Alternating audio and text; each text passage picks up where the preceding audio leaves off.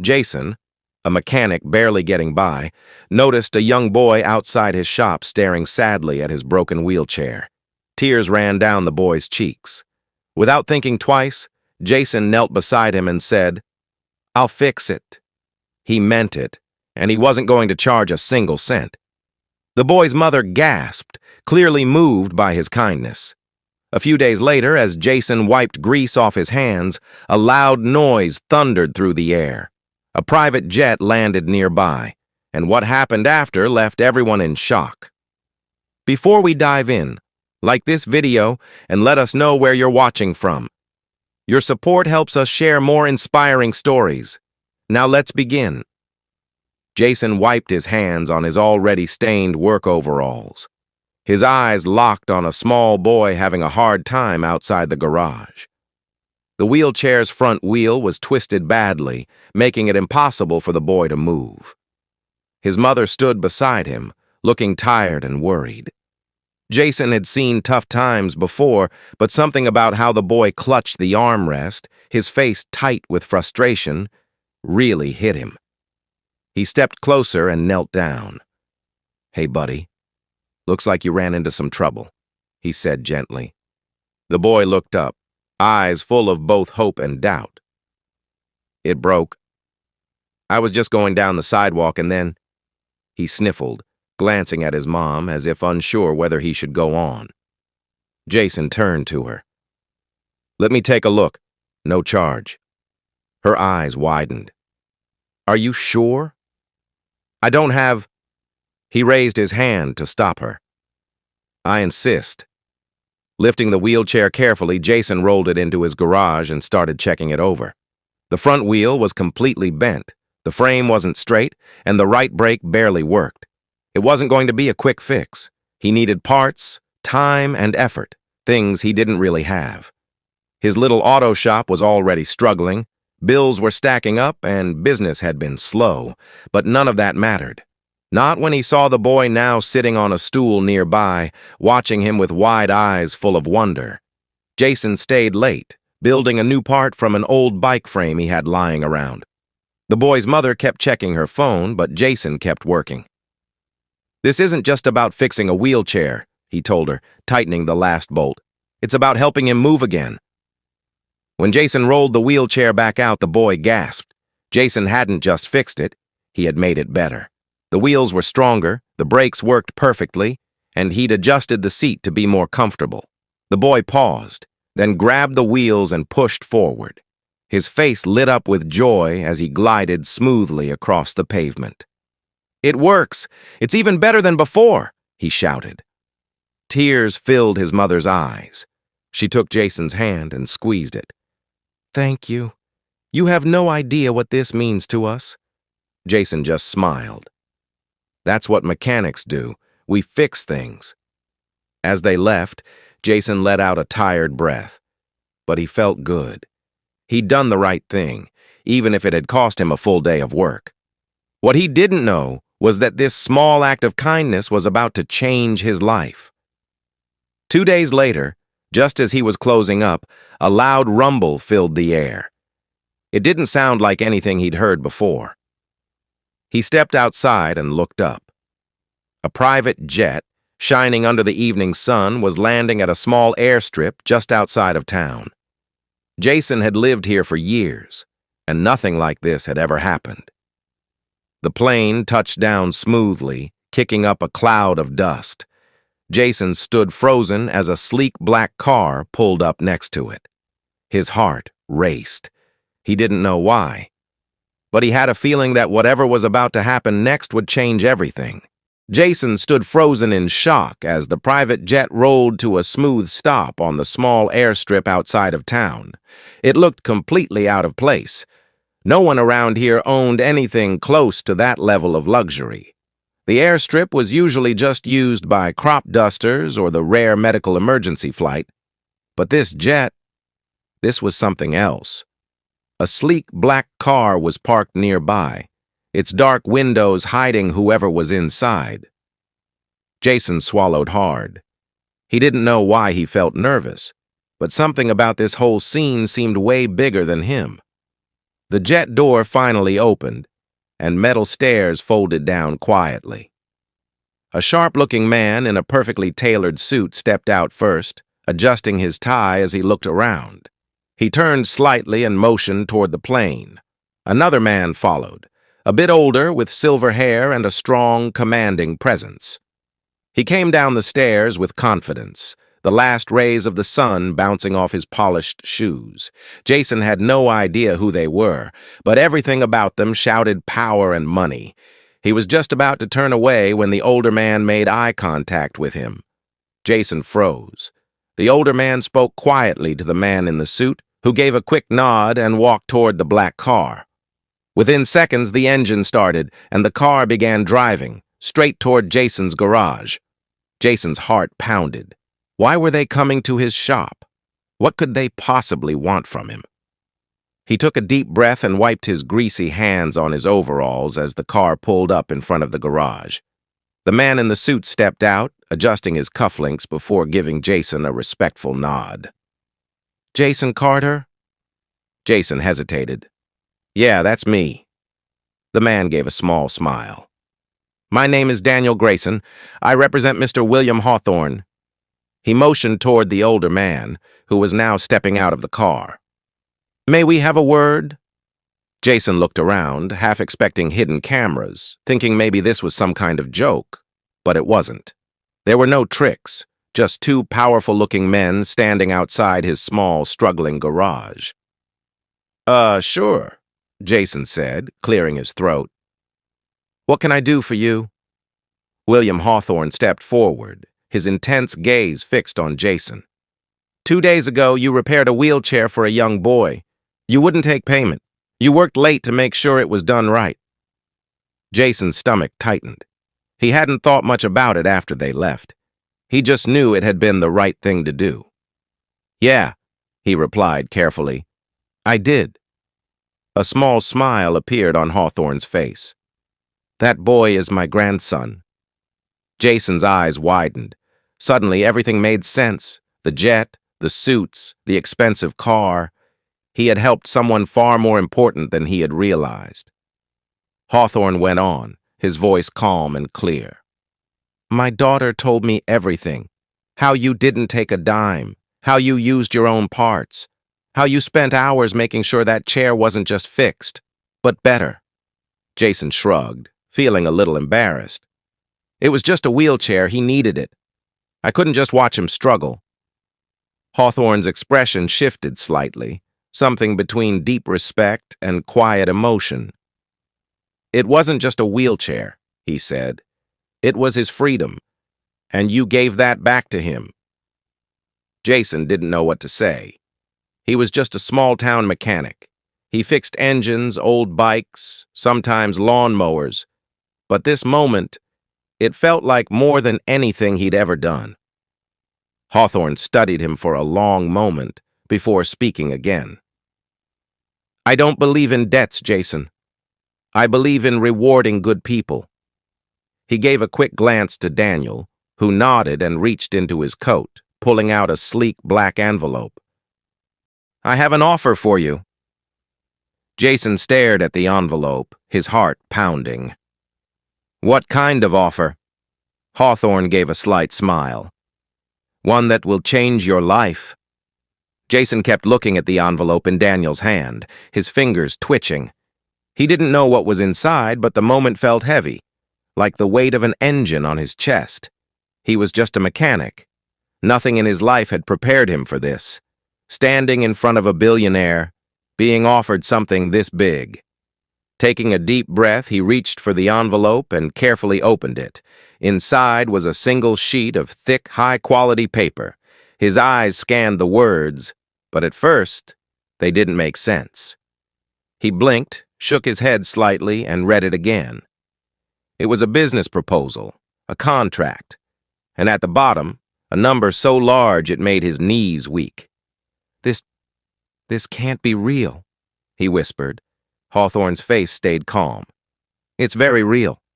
Jason struggled to speak. You want to hire me?" Hawthorne nodded. "Not just hire you. I want you on my team. You'll run a cutting-edge facility, designing and repairing top-level mobility equipment. Your talent, your heart, they don't belong in a small shop like this. He looked around at the dim lights, the old tools, the stained concrete floor. You deserve better. Jason's hands shook as he held the contract. The salary alone was more than he had ever dreamed of earning. And the benefits, housing, medical care, access to tools and technology, he didn't even know existed. His throat was dry. Why me? Hawthorne's voice softened. Because people like you are rare. You didn't help my grandson for money, you did it because it was the right thing to do. That kind of honesty and kindness is worth more than any degree or resume. Jason's heart was racing. The offer was huge, almost too much to take in. He had spent his life just getting by. This garage was everything he knew. Could he really leave it all behind? Hawthorne seemed to understand. Take your time. Think it over. But if you say yes, you'll never have to struggle again. You'll have the chance to change lives, the way you changed my grandson's. Jason let out a slow breath. His thoughts were spinning. Could he leave this small town? Could he step into a world that felt so far away from everything he knew? He looked back at the contract, then at Hawthorne. I need some time. Hawthorne nodded. Of course, but I'll need your answer soon. Jason watched as the billionaire and his assistant turned and walked back to their car. The private jet still waited nearby, its engines humming softly. As the car pulled away, Jason looked down at the contract again. All his life he had fixed things, cars, bikes, engines, but now, for the first time, he had the chance to fix something even bigger, his future. That night, Jason barely slept. The contract sat on his workbench, and the numbers and words kept swirling in his mind. Every time he closed his eyes, he saw it again. This wasn't just a job. It was a chance to completely change his life. But the thought of leaving everything he knew behind was terrifying. The next morning, he tried to go through his usual routine, hoping it would help clear his head. He tightened bolts, checked fluids, and worked on the transmission of an old truck. But no matter how hard he tried to stay focused, his thoughts kept drifting back to that envelope.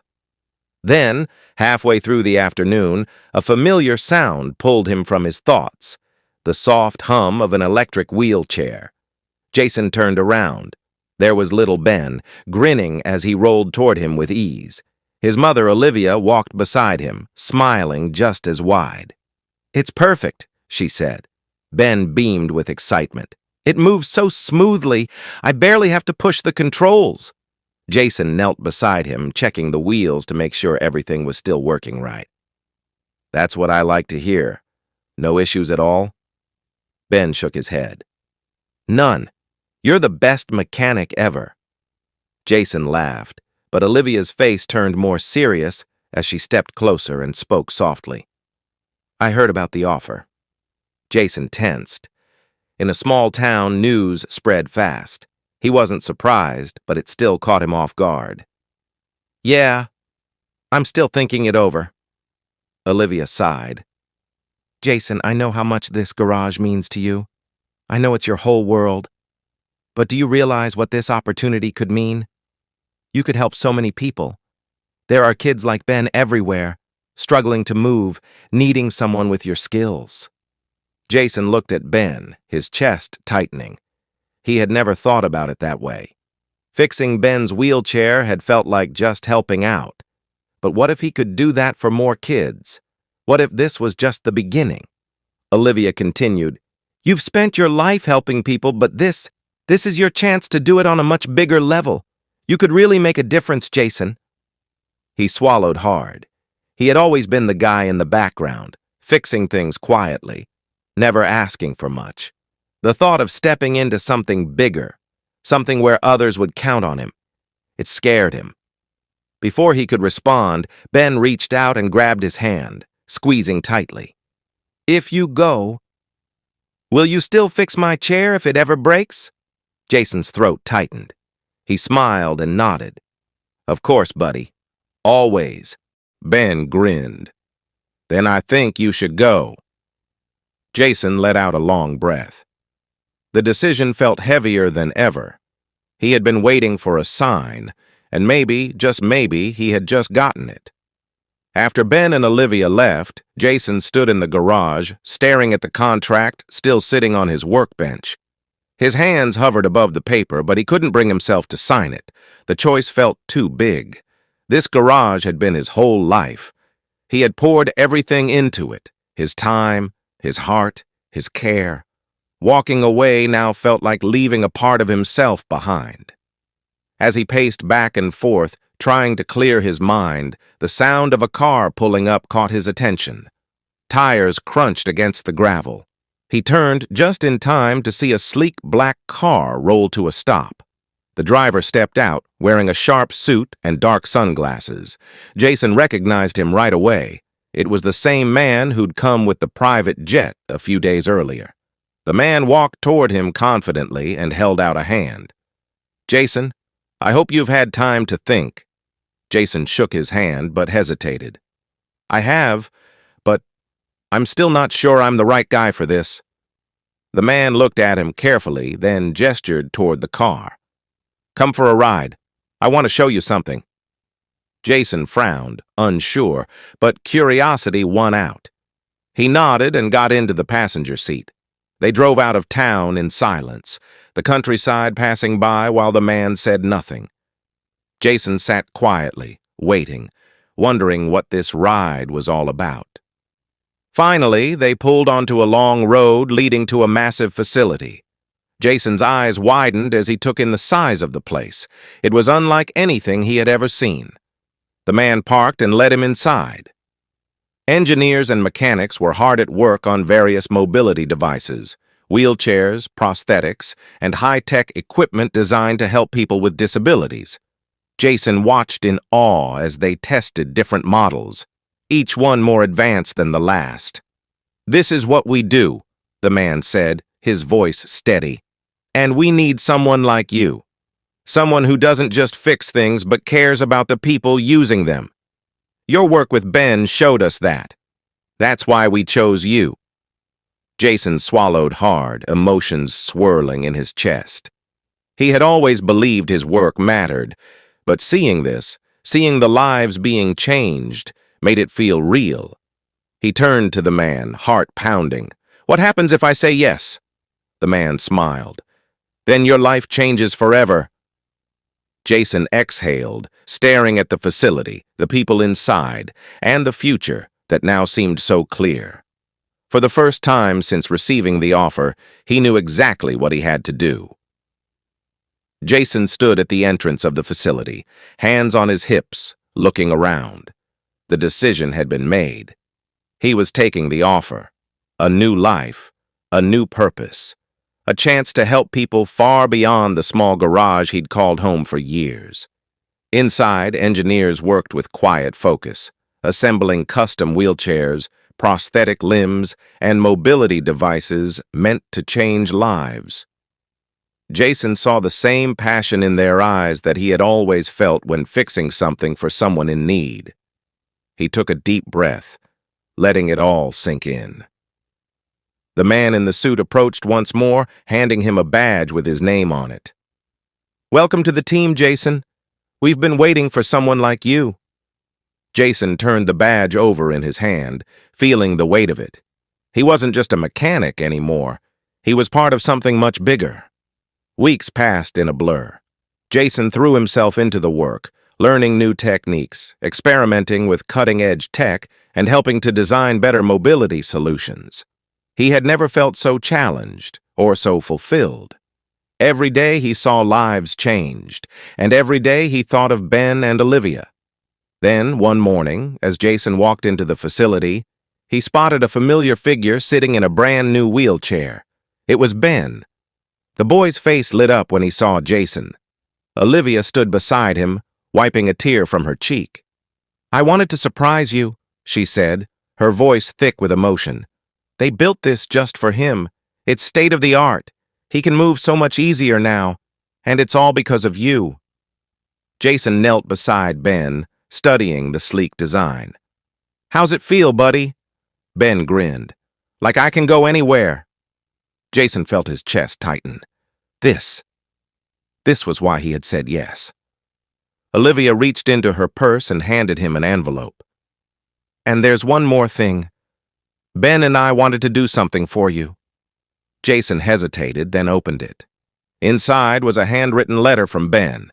He read it slowly, his throat tightening. Thank you for fixing my old wheelchair. But more than that, thank you for believing in me. You didn't just fix something, you changed my life. Jason closed his eyes for a moment, letting the words settle deep into his heart. Then he smiled, ruffled Ben's hair, and said softly, Nah, buddy. You changed mine.